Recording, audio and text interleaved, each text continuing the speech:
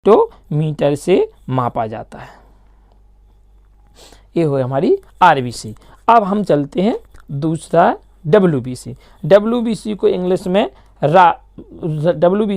में white blood cells कहा जाता है और इसे हिंदी में श्वेत रक्त कणिकाएं कहा जाता है। इसमें केंद्रक पाया जाता है।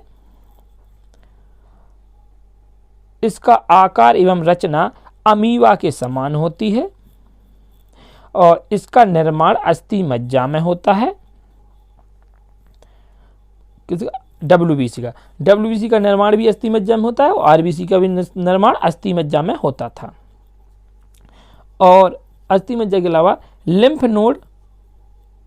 नोड और कभी कभी यकृत एवं प्लीहा में भी होता है। तो हम क्या कह सकते हैं, इसका देखो अस्थि मज्जा में तो होता ही है, लिम्फ नोड में भी होता है और कभी कभी यकृत और प्लीहा में भी निर्माण हो जाता है। इसका जीवन काल 2 से 4 दिन होता है और इसकी मृत्यु रक्त में ही हो जाती है। इसकी मृत्यु कहाँ पे? रक्त में ही हो जाती है, ध्यान करना। उसकी यकृत और प्लीहा में होती थी और इसकी रक्त में ही हो जाती है। इसका मुख्य कार्य शरीर को रोगों के संक्रमण से बचाना है। ये कह सकते हैं इसी के लिए हमारे जो डब्ल्यूबीसी है इसे हमारे शरीर का सुरक्षा कर्मी कहा जाता है या हमारे शरीर की पुलिस भी कहा जाता है। किसको? डब्ल्यूबीसी को, क्योंकि यह हमें रोगों से बचाता है, इसीलिए इसे सुरक्षा कर्मी कहा जाता है। और डब्ल्यूबीसी एवं आरबीसी का अनुपात जो हमारे शरीर में आरबीसी एवं डब्ल्यूबीसी का अनुपात है वह 600:1 होता है या 600:1 होता है, हमेशा ध्यान रखना। और अगर हमारे रक्त में डब्ल्यूबीसी अगर ज़्यादा बढ़ जाए तो हमारे रक्त को ल्यूकेमिया कहते हैं, जिसे ब्लड कैंसर कहा जाता है, ब्लड कैंसर रोग हो जाता है। अब इसके बाद अगला हमारा तीसरा भाग है वह है प्लेटलेट्स, जिसे हिंदी में रक्त बिंबाणु कहा जाता है। इसमें केंद्रक नहीं होता है, यह केवल मनुष्य एवं अन्य स्तनधारियों के रक्त में पाया जाता है। ये समझना, यह स्तनधारियों के रक्त में और केवल मनुष्य में पाया जाता है।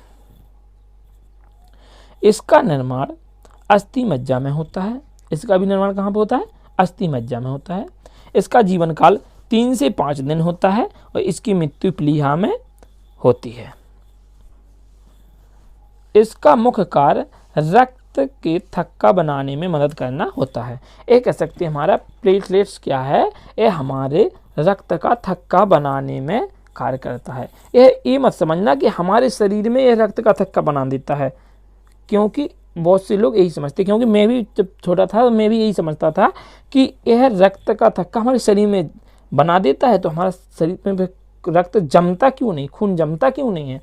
तो ये नहीं, अगर जब हमारे शरीर में कोई धारदार ब्लेड या छुरी वगैरह लग जाती है तो हमें खून निकलने लगता है, रक्त निकलने लगता है, और वो रक्त अगर हम दाब लें तो थोड़े समय में वह बंद हो जाता है। तो वही जो ऊपर परत जम जाती है उससे ही हम क्या कह सकते हैं, प्लेटलेट्स कह सकते हैं, क्योंकि वह रक्त को बहने नहीं देती है। और अगर वो बहता रहेगा तो हमारे शरीर का पूरा रक्त निकल जाएगा, इसीलिए वह बहने नहीं देती है। यह काम कौन करती है? प्लेटलेट्स करती है।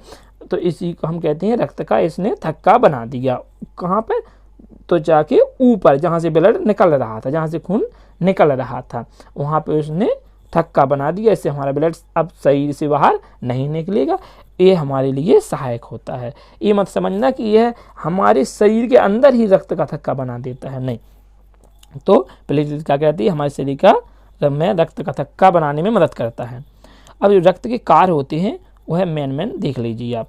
तो रक्त के ताप का नियंत्रण तथा शरीर को रोगों से रक्षा करता है। हम ये कह सकते हैं कि रक्त ही हमारे शरीर का तापमान, यानी जो गर्मी है उससे अपने हमारे शरीर को एक सा रखता है कि ना ज़्यादा गर्म ना ज़्यादा ठंडा, समान रखता है। कौन रखता है? रक्त ही रखता है। और रोगों से भी हमें कौन बचाता है? रक्त ही बचाता है। शरीर के वातावरण को स्थायी बनाए रखना एवं तथा घावों को भरना। अब घावों को भरने का काम क्या है, हमारे रक्त में प्रोटीन होता है, वह क्या करता है, घावों को भरता है और रक्त का थक्का भी बनाता है। तो पहला क्या हो गया, शरीर के ताप का नियंत्रण, यानी शरीर के ताप को क्या कहते हैं, कंट्रोल करता है। दूसरा क्या होगा, शरीर को रोगों से रक्षा करता है। तीसरा क्या है, शरीर के वातावरण को स्थायी बनाए रखना। और चौथा क्या है, घावों को भरना। पांचवा क्या है, रक्त का थक्का बनाना। छठवां क्या है, ऑक्सीजन और कार्बन डाइऑक्साइड, पचा हुआ भोजन, उत्सर्जी पदार्थ एवं हार्मोन्स का संवहन करता है। यह कह सकते हैं हम कि यह हमारे शरीर को, रक्त ही है जो उसकी आरबीजी जो हमारे शरीर को ऑक्सीजन देती है और शरीर से कार्बन डाइऑक्साइड बाहर निकालती है। और भी कई प्रकार के पदार्थ जैसे हम कह सकते हैं यूरिया को मूत्र कहते हैं, मूत्र, और भी पसीना, जैसे यह सब हमारे रक्त ही हमारे शरीर से उसे बाहर निकालता है। और जो पांचवा है वह है लैंगिक वर्ण में सहायता करना तथा विभिन्न अंगों में सहयोग स्थापित करना आदि रक्त के कार्य होते हैं।